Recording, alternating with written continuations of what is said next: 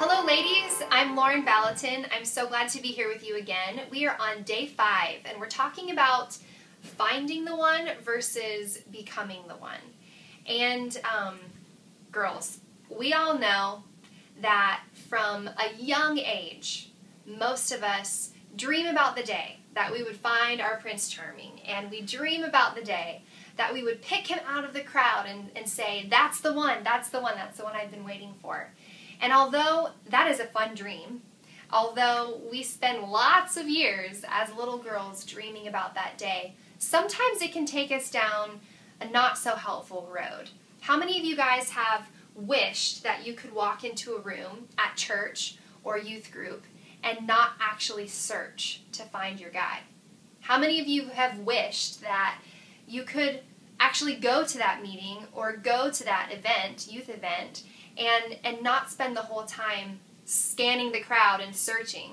I know I've been there. I've felt those things, and it's funny because I remember in youth group, and even in my college years, I remember hearing people say, you'll find him when you least expect him. And so I would actually try to not expect him, which doesn't work at all. You know what I mean. And so one thing that really helped me transition into a season where I was really trusting the Lord to actually bring the right person along at the right time was in my heart making the transition to actually being focused on becoming myself, becoming the one, knowing that in the right timing I'm absolutely going to find a man who is perfect for me. And in that season of actually learning to become the one, I found the most freedom. And I got to focus on how did God make me as a woman? What are the desires and the passions that He's put in my heart? What does He actually want me to become? Who is the girl that God intended Lauren Vallotton to be? And I had a fun time, girls, for a couple of years actually, really enjoying discovering my passions and my hobbies and my dreams. And I actually got to spend time becoming the person that eventually got to marry Jason Vallotton.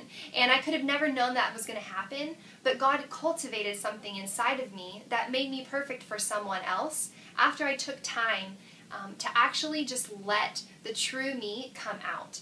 And so I'm going to challenge you today. I'd really love for each of you to take a moment and actually think through, what do I love? What do I like to do?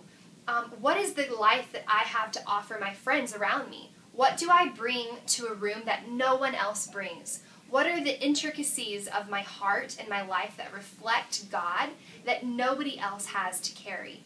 And let Him speak to you today about what it's meant to look like for you to happen as you.